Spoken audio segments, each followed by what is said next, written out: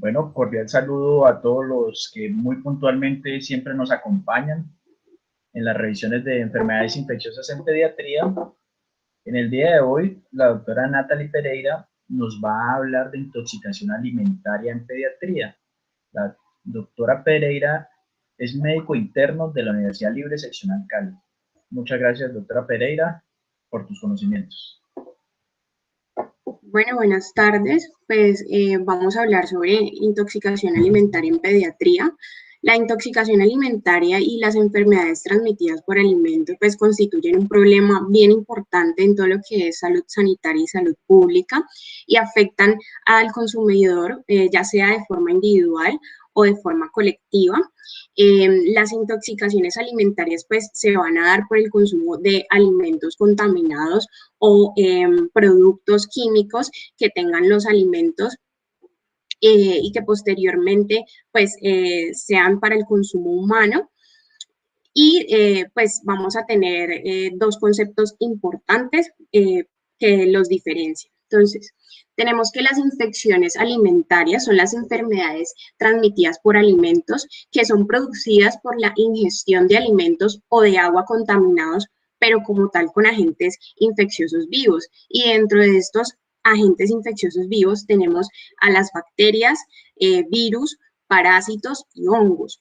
Ya las intoxicaciones alimentarias se diferencian porque estas se producen por ingerir alimentos o agua contaminados, ya sea con biotoxinas o con agentes que se incorporan a estos alimentos, ya sea sustancias químicas, sustancias radioactivas, plantas y animales venenosos.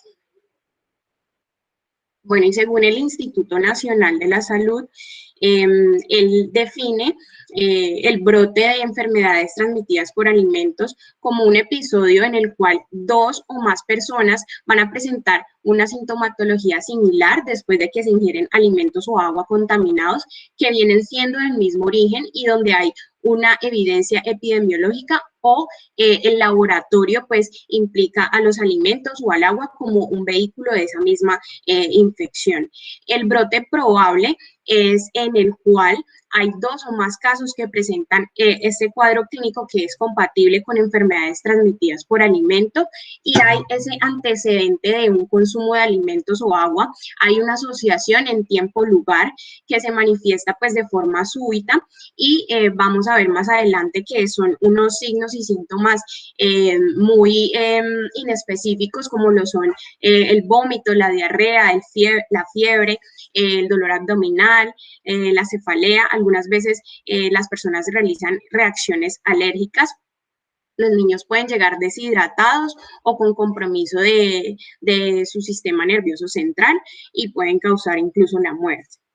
Ya el brote confirmado por laboratorio es cuando ya se aísla ese agente etiológico por un análisis de laboratorio y este se correlaciona con toda la clínica, con los periodos de incubación, el tipo de alimento que ocasionó la enfermedad transmitida por alimentos, ya sea en una muestra biológica o alimentos y agua y superficie que entraron en contacto con esos alimentos implicados.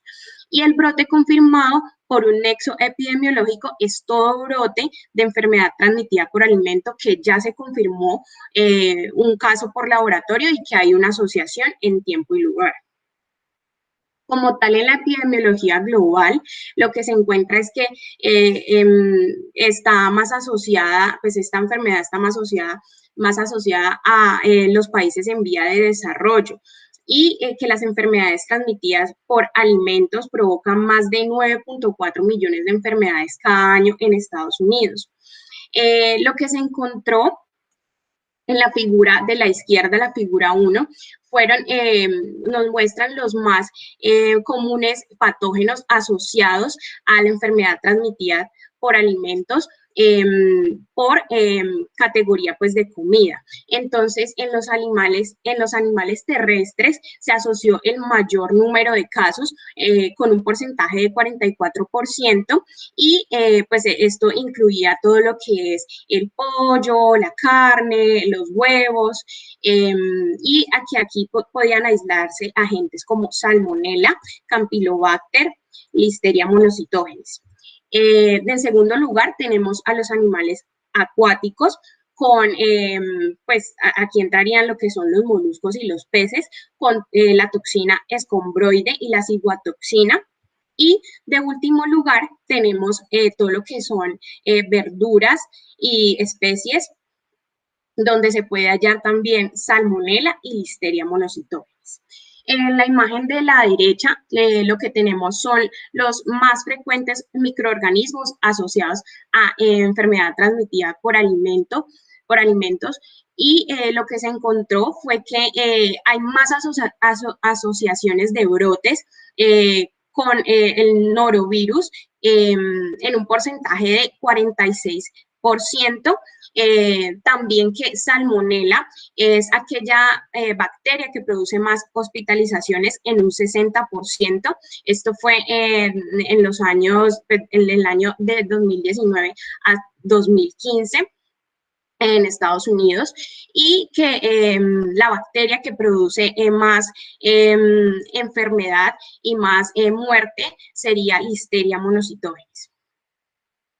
Ya como tal en la epidemiología pues colombiana, tenemos que el boletín de la semana epidemiológica 04, que va del 24 al 30 de enero del 2020, nos hace una comparación frente al comportamiento de los brotes de enfermedades transmitidas por alimentos del 2019 al 2020. Entonces aquí hay que entrar pues en contexto de que estamos pasando pues por la pandemia de COVID-19, y que en comparación con 2019 al 2020, pues se obtuvo una disminución del 52.1% de los casos, y esto es más de la mitad, y se asocia pues con todo lo que son los cierres de restaurantes, los cierres de colegios, de ventas ambulantes, y pues que se implementaron cada vez más protocolos acerca del lavado de manos. Bueno, y esto nos indica, es un mapa del 2020 también en Colombia, donde nos indican los brotes de enfermedades transmitidas por alimentos notificados según territorio. Las ciudades que aparecen en el mapa de color rojo son aquellas en las que se identificaron más de 19 brotes, y donde se identificaron mayor número de brotes fueron en Antioquia, Cali, Bolívar y Bogotá. En Colombia en general, el 84.2% de las entidades territoriales notificaron como tal brotes de enfermedades transmitidas por alimentos, y para las ciudades que, pues, permanecen o están pues de color gris, son aquellas que permanecieron en silencio epidemiológico, y son como Amazonas, Buenaventura, Cartagena, Guainía, Bichada y Vaupés. También este boletín nos asocia que pues se presentaron mayor número de casos en el sexo masculino, aproximadamente 62.1% de los casos, y nos separó por grupos de edad de mayor a menor frecuencia. De los 20 a los 29 años encontramos el 49.5% de los casos. O sea, más que todo adulto joven. Y del 10 a los 19 años encontramos el 25.3% de los casos, y de los 5 a los 9 años encontramos un bajo porcentaje de 8.6% de los casos. Con respecto a las etiologías o los agentes etiológicos más frecuentes aquí en Colombia para el año 2020, en primer lugar, Escherichia coli, que fue responsable de 22 brotes. De segundo lugar está Staphylococcus aureus. De tercer lugar, coliformes fecales. De cuarto lugar, Salmonella species. Y también en este boletín hace una asociación con que los lugares implicados, el más frecuente fueron pues los hogares, donde se dieron 239 brotes que corresponden a 56.6% del total de brotes. Y en segundo lugar tenemos que fueron los restaurantes. Ahí pues no incluíamos como tal, no se incluía como tal el restaurante que estuviera pues abierto, sino también incluían domicilios. Y de tercer lugar, pues tenemos los brotes que ocurrieron en instituciones educativas, pues al principio del año, del 2020, en Colombia. Como tal, el cuadro clínico, como venía diciendo, es muy inespecífico y se caracteriza por ser súbito. Entonces va a caracterizarse por ser vómito, diarrea, dolor abdominal. El paciente puede tener también reacciones alérgicas, dolor de cabeza, puede llegar a deshidratación debido también a este vómito y diarrea. Puede presentar vértigo, diaforesis profusa, puede presentar incluso hasta convulsiones. Y este es un cuadro que nos lleva a una orientación etiológica de acuerdo a los tiempos de incubación y de acuerdo a los alimentos pues, que haya consumido el niño y sus signos y síntomas adicionales a los que ya mencioné.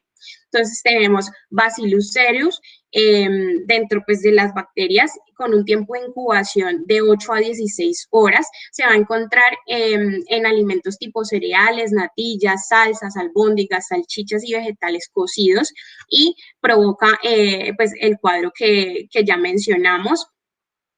Brucela de 5 a 60 días de incubación, está pues relacionado al contacto con animales infectados o productos animales contaminados pues con la bacteria y animales que se infectan, los animales que se infectan con mayor frecuencia van a ir pues ahí las ovejas, vacas, cabras, cerdos y perros y además de los síntomas que ya mencioné, van a poder evidenciarse en los pacientes mialgias y dolor pues articular.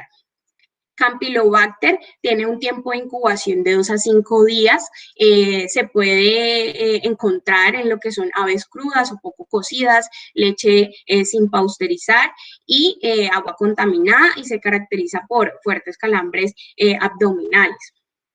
Clostridium botulinum, ella tiene un tiempo de incubación de 18 a 36 horas, se puede encontrar en alimentos que son inadecuadamente enlatados o que ya están fermentados y generalmente pues hechos en el hogar.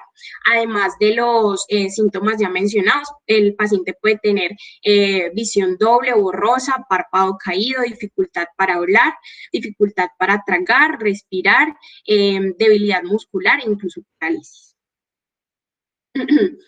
También se encuentra Clostridium perfringens con un tiempo de incubación de 6 a 24 horas. Se encuentra también en alimentos como carne de res o pollo, salsas, alimentos secos o precocidos y esta bacteria va a generar una necrosis del intestino delgado, pues si no se trata a tiempo. Listeria monocitógenes tiene un periodo de incubación de 1 a 4 semanas, más que todo es transmitida por todo lo que son queso, carnes frías y leche sin pasteurizar. Puede ocasionar lo que es rigidez cervical, confusión, convulsiones y en niñas pues que estén en ese momento de embarazo pues provocar también aborto. Salmonella, que vamos a entrar más en detalle en este agente etiológico debido a que es uno de los más frecuentes aquí en Colombia, se encuentra en pollo, pavo, carne cruda o poco cocida, en huevos, en leche y en frutas o vegetales crudos. Especialmente Salmonella typhi ocasiona la hemorragia y la perforación intestinal. Shigella, que tiene un tiempo de incubación de 1 a 7 días, va a transmitirse a través de todo lo que son alimentos y agua que estén directamente contaminados con heces de personas infectadas y produce una diarrea mucoide y sanguinolenta. De este agente también vamos a entrar a profundidad más adelante, igualmente que con Staphylococcus aureus, que su tiempo de incubación realmente es menor, de 30 minutos a 6 horas, va a encontrarse en todo lo que son postres, pasteles, sándwiches, carnes rebanadas, entre otros. Vibrio cholerae, que tiene un tiempo de incubación de 1 a 4 días, se encuentra en todo lo que son mariscos y ocasiona una diarrea acuosa y náuseas. Bueno, y aquí también hablan de hongos que pueden ocasionar enfermedades transmitidas por alimentos, pero acá hay que tener en cuenta pues que estas van a presentarse en niños que ya tengan una inmunodeficiencia de base y van a ocasionar no un cuadro agudo, sino más bien un cuadro crónico, donde se caracteriza más que todo pues por diarrea de larga duración. En parásitos tenemos pues uno muy frecuente que ocasiona lo que es la diarrea del viajero, está asociada a giardia, que tiene un tiempo de incubación de 1 a 6 semanas y va a transmitirse a través de todo lo que es agua y hortalizas y frutas crudas. Provoca dolor abdominal, una diarrea tipo esteatorrea, o sea, acompañada de grasa, y una diarrea mucoide. También fasciola hepática, que va un tiempo de incubación de días hasta meses, hasta 3 meses. Se encuentra en plantas acuáticas, en aguas contaminadas y en vísceras contaminadas, y pues ocasiona un cuadro tipo hepatomegalia, esplenomegalia, anemia e ictericia.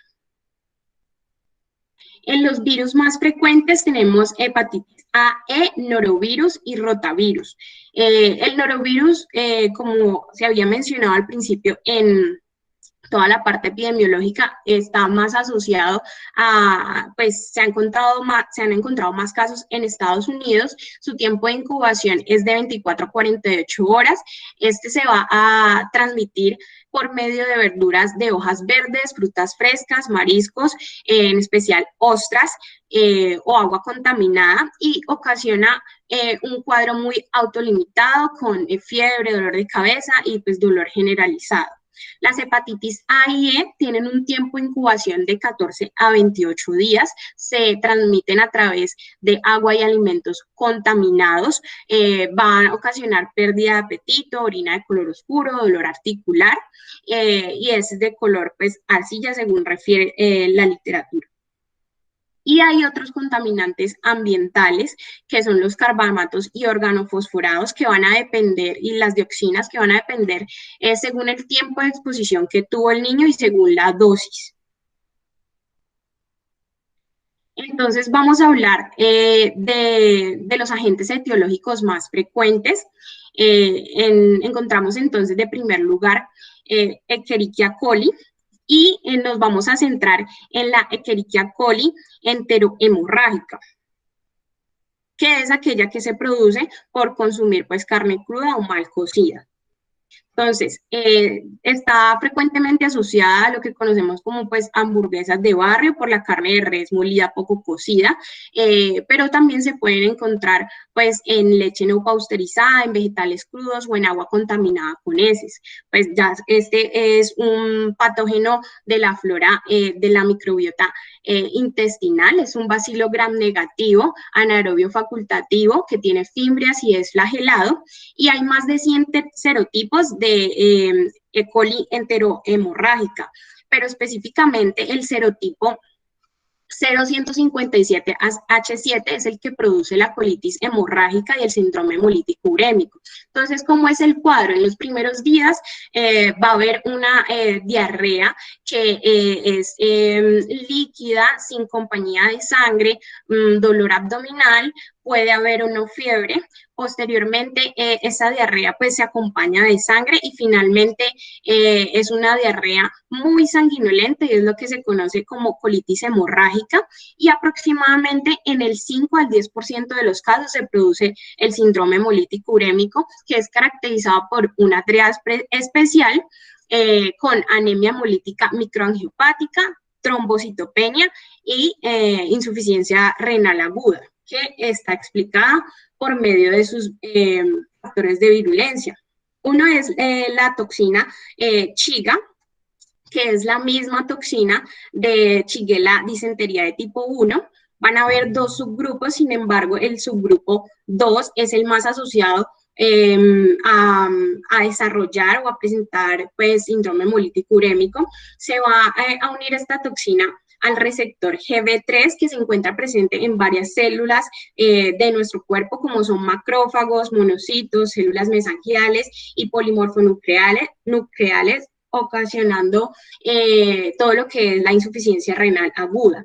La hemolicina, que va a inhibir el crecimiento de otras bacterias y provoca hemólisis, es responsable de la anemia hemolítica, y la intimina, que permite la fijación a la pared intestinal, pues va a facilitar el paso de la toxina Chiga a toda la circulación sistémica. Staphylococcus aureus es un coco gram positivo que al microscopio se ve agrupado en racimos. Es un anaerobio facultativo, catalasa positivo, coagulasa positivo. Su tiempo de incubación es de 30 minutos a 6 horas, como les decía, es como de los más cortos que encontramos, y se va a transmitir a través de carne, productos a base de huevo, ensaladas, pasteles rellenos y postres. Su clínica principalmente son náuseas y vómito, aunque algunos pacientes pueden hacer diarrea acuosa y mucho espasmo abdominal.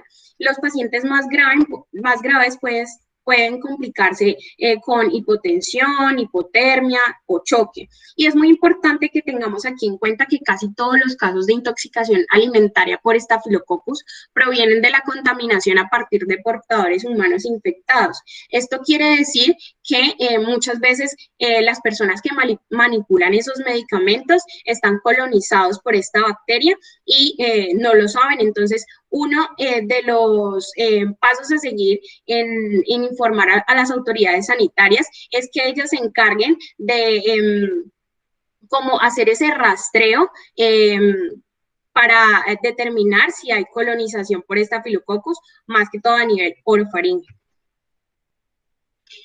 Bueno, y hay más o menos 8 cepas de Staphylococcus aureus que son productoras de enterotoxinas. Hay más o menos 11 serotipos de enterotoxinas y tienen la capacidad de que son muy termorresistentes, incluso a temperaturas de 100 grados centígrados, ellas alcanzan pues a sobrevivir. Y las enterotoxinas tipo A son las más frecuentemente halladas en este tipo de enfermedad transmitida por alimentos. Entonces, las enterotoxinas, que son un factor de virulencia que en este caso produce la enfermedad transmitida por alimentos o la intoxicación alimentaria, se comportan como superantígenos. Entonces, estimulan la proliferación de las células T y la liberación de citocinas inflamatorias, van a estimular la liberación de mediadores químicos también en los mastocitos y por eso producen el aumento de peristaltismo y el calambre abdominal. La parte del vómito va a estar también mediada por las enterotoxinas. Las enterotoxinas van a atravesar las células caliciformes del intestino delgado, van a ocasionar que los mastocitos se activen y a su vez estos hacen que se active el receptor de 5-hidroxitriptamina, que a su vez interactúa con el nervio vago y produce lo que es la émesis característica de la infección o la intoxicación con Staphylococcus aureus. Bacillus cereus es un bacilo gram positivo, es anaerobio facultativo, que tiene flagelo y es formador de esporas. Y esta parte es muy importante porque estas esporas también son muy termorresistentes, incluso resisten a la deshidratación y a la radiación. Y tiene un periodo de incubación de 8 a 16. Está principalmente asociado a lo que es arroz y arroz frito porque esta espora, como les decía, es termoestable. Entonces, ella sobrevive a la cocción del arroz y si dejamos el arroz pues a temperatura ambiente y al otro día se recalienta, pues va a producir que en esa noche que se dejó a temperatura ambiente se multiplique y así genere pues la infección, la intoxicación alimentaria. También en menos medida está asociada a se encuentra en productos lácteos, en especias, en soya y en otras verduras. Los factores de virulencia básicamente son dos. Uno, la toxina cerulide, que es termoestable, también resiste a todo el pH ácido del estómago y se va a unir al receptor 5-HT3 en el estómago y produce la émesis. Este es como el síndrome emético que aparece en la primera hora hasta las 6 horas posteriores. Luego de las 6 horas aparece el síndrome diarreico hasta más o menos las 16 horas, pero este solamente se presenta en 1/3 de los casos. Se caracteriza más por el vómito. Está producido por lo que son las enterotoxinas, como la hemolicina BL, la enterotoxina no hemolítica y la citotoxina K, que van a aumentar la permeabilidad vascular, producen formación de poros en las células epiteliales del intestino delgado y así generan todo un desbalance osmótico que induce a esta diarrea. Salmonella es un bacilo gram negativo intracelular, también es uno de los más frecuentes que se halló pues, en Colombia. Es un anaerobio facultativo, flagelado, tiene un periodo de incubación de 1 a 3 días, se transmite a través de huevo crudo, pollo, leche no pasteurizada o queso, y Salmonella typhi está asociada a contaminación fecal y o agua no potable. Entonces, Salmonella produce dos enfermedades, la fiebre tifoidea por Salmonella typhi o la fiebre paratifoidea por Salmonella paratifi tipo A, B o C. Y esta bacteria tiene bastantes factores de virulencia. Uno es el polisacárido capsular. Este permite sobrevivir a la bacteria en el pH ácido del estómago. También inhibe todo lo que es el sistema complemento y es responsable de que haya resistencia a la fagocitosis. El biofilm, que es la biopelícula, se adhiere a cálculos biliares y la literatura nos habla de que esto podría corresponder a una mayor predisposición a tener cáncer de vesícula biliar. También la toxina tifoidea hace parte de uno de los grandes factores de virulencia de esta bacteria porque en concentraciones bajas hace que se quede latente en las células del sistema inmune, mientras que en concentraciones altas va a destruir estas células. Y otro bien importante es las islas de patogenicidad. Las islas de patogenosidad tipo 1 hacen invasión esencialmente para la infección intestinal y las tipo 2 son necesarias para que esa bacteria pues sobreviva a nivel intracelular. Pues esta es una imagen donde vemos que Salmonella entra a través de las células M en las placas de Peyer. Después hay toda una respuesta inflamatoria mediada por macrófagos, neutrófilos, células T, células B, células dendríticas, que van a servirle como medio de transporte a esta bacteria. Posteriormente, esta bacteria trabaja a través de esas células en el ganglio linfático mesentérico, van a toda la circulación linfática y sanguínea, van a vaso y van a hígado y ahí producen pues toda la enfermedad. Según el Instituto Nacional de Salud, el caso probable para fiebre tifoidea es todo paciente que presenta esa fiebre mayor de 39 grados, que ha durado más de 72 horas, que fue de comienzo insidioso, acompañado de cefalea, malestar general, que puede ir o no acompañado pues de anorexia, estreñimiento o diarrea, la tos no productiva y bradicardia relativa, que ya tenga una prueba positiva, ya sea en hemocultivo, coprocultivo, urocultivo o cultivo de médula ósea positivo para Salmonella typhi. Y el caso probable de fiebre tifoidea es básicamente los mismos síntomas anteriores, pero sin ese cultivo pues, positivo.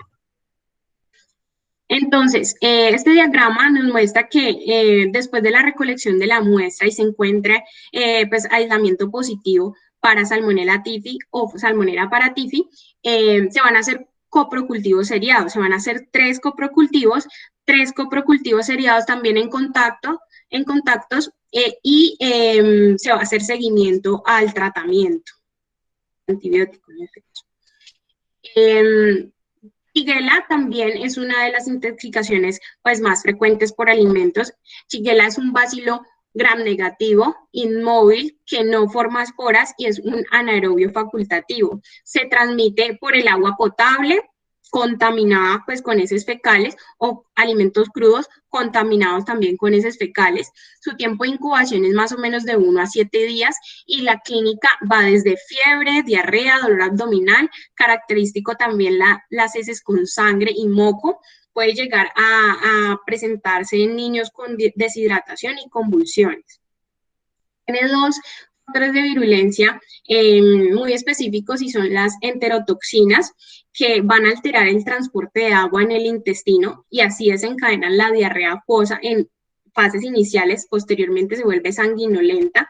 Y tenemos la toxina Chiga, que solamente es producida por Shigella disentería de tipo 1, y esta hace pues, efectos citotóxicos, inhibe la síntesis proteica, hace muerte pues, de las células intestinales y las células epiteliales también del glomérulo, del túbulo renal y de toda la microcirculación del sistema nervioso central, y esto se va a traducir en síndrome hemolítico urémico y a nivel del sistema nervioso, pues convulsiones.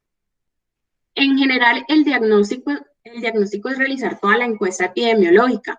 Ya vemos pues que el periodo de incubación es muy importante para acercarnos más a un agente etiológico, el tipo y la duración de los síntomas.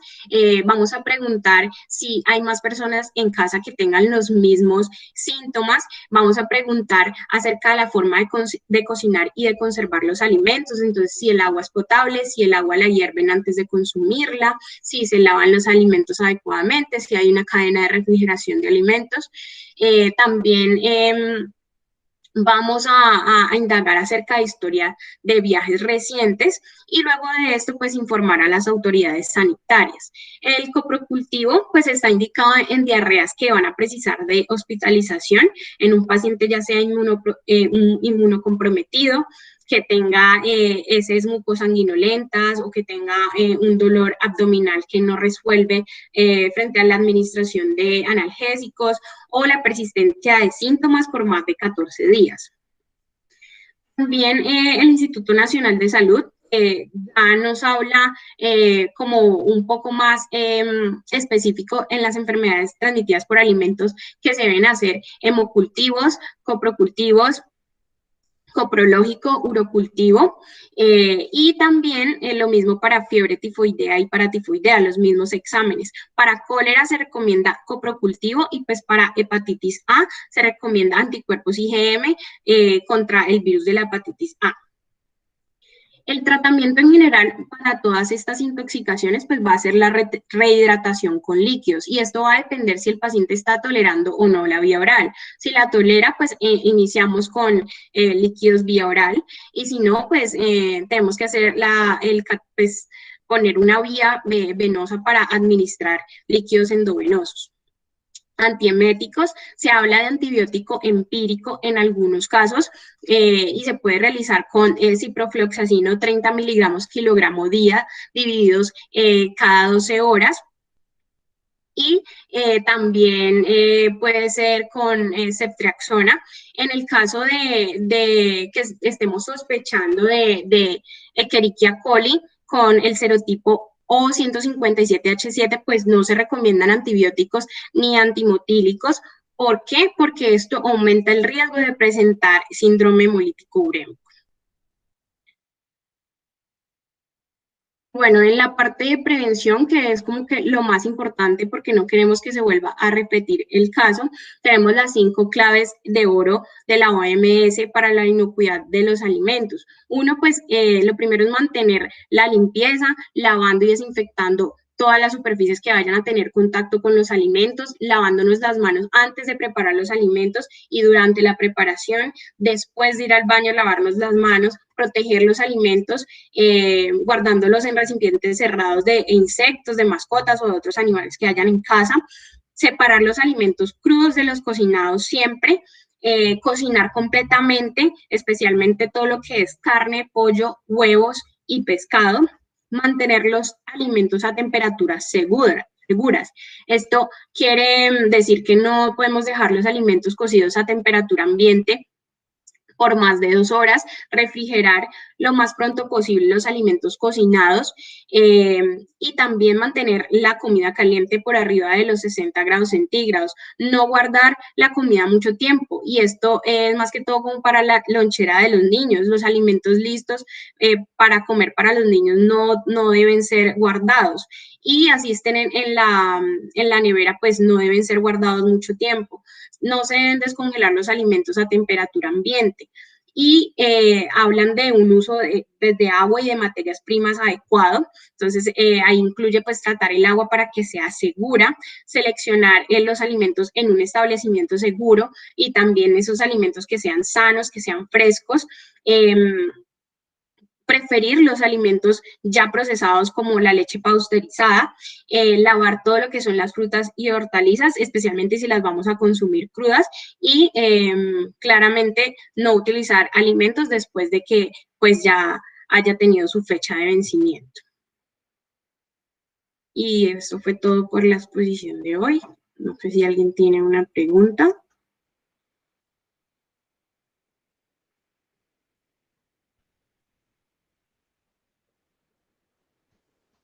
Doctora Natalie, excelente presentación. Nos estás acostumbrando a unas presentaciones maravillosas.